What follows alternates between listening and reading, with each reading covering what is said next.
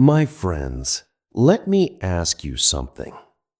Have you ever felt confident until one small mistake made you feel embarrassed for the rest of the day? You think you're right. You're sure you're right. But then you discover you're completely wrong? Well, today's story is exactly about that. And trust me, you'll never forget the lesson. Welcome back to Daily English Podcast. I'm Alex, and I'm so happy you're here. Today, I'm going to teach you English using a very powerful technique called shadowing. Shadowing is when you listen to me and repeat what I say with the same tone, rhythm, and pronunciation. It's like becoming my shadow, repeating English naturally and confidently. Are you ready? Let's begin. I am at the airport right now, and I feel so excited. Today is the day. I'm flying to New York City for the very first time.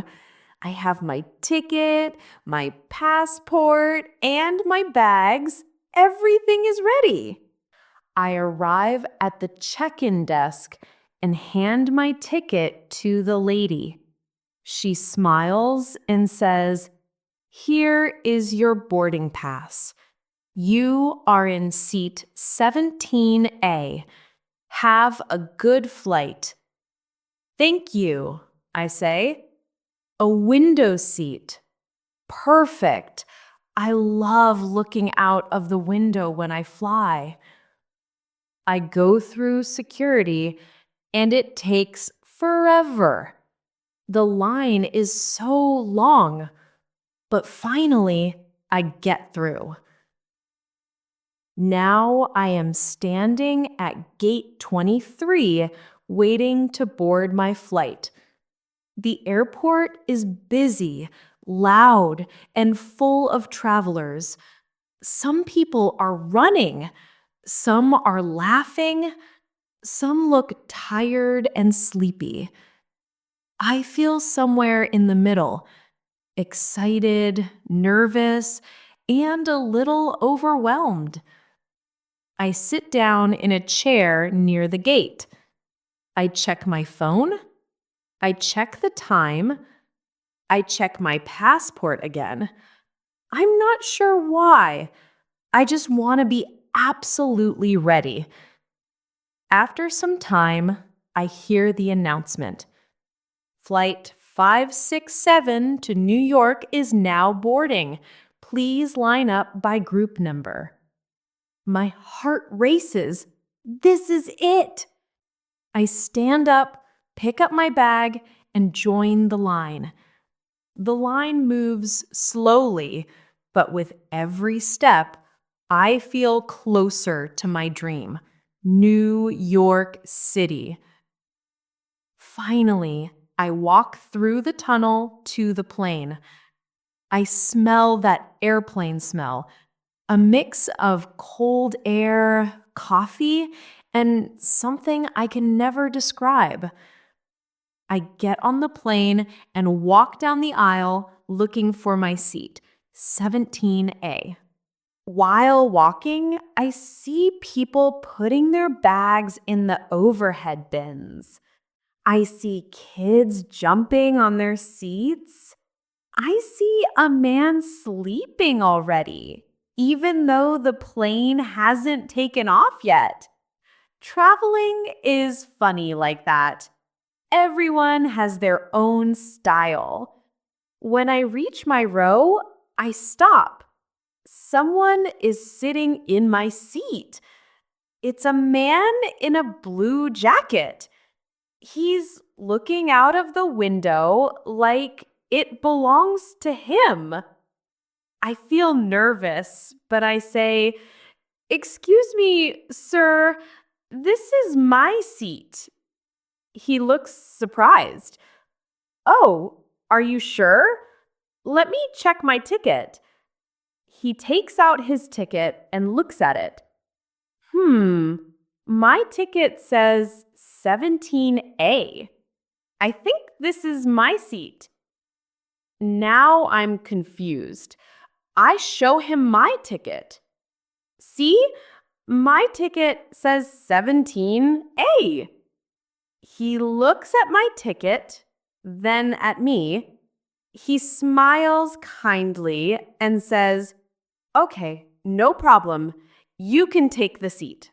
I'll sit in the middle." I feel a little bad, but I really want the window seat.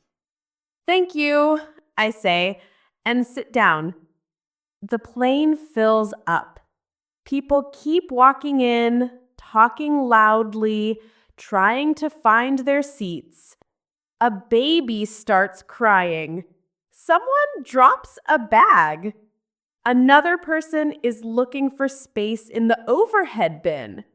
It's chaotic, but it's normal. The plane takes off, and I look out at the clouds. I feel happy and relaxed. New York, here I come. Then the man next to me starts a conversation. "Are you going to New York for vacation?" he asks. "Yes," I say. "It's my first time. I want to see Times Square and the Statue of Liberty." "That's great," he says. "I live in New York. You'll love it. It's busy, but full of life."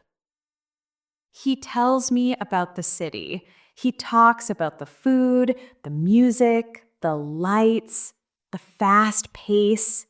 He tells me about his favorite pizza place and about a park where he goes to relax.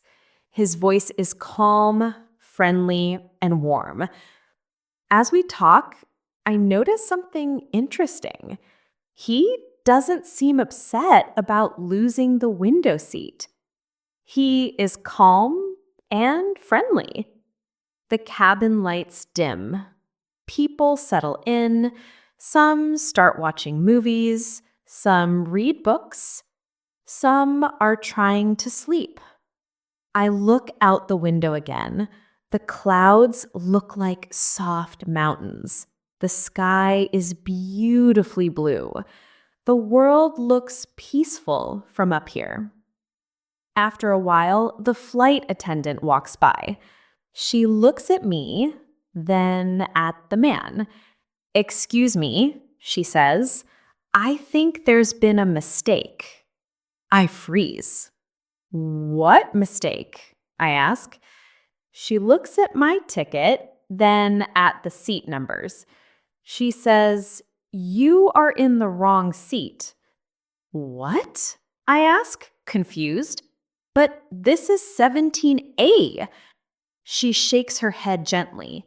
"No, this seat belongs to the gentleman. Your seat is actually 17C, the aisle seat."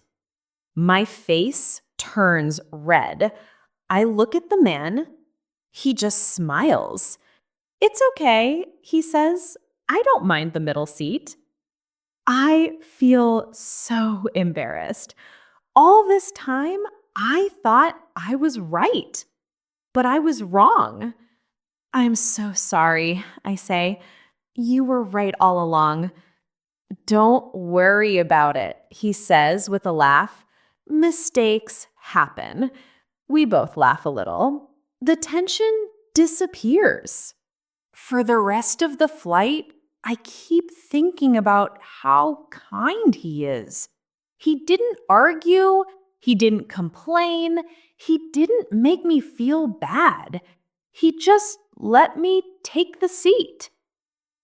Later, the flight attendant brings snacks and drinks.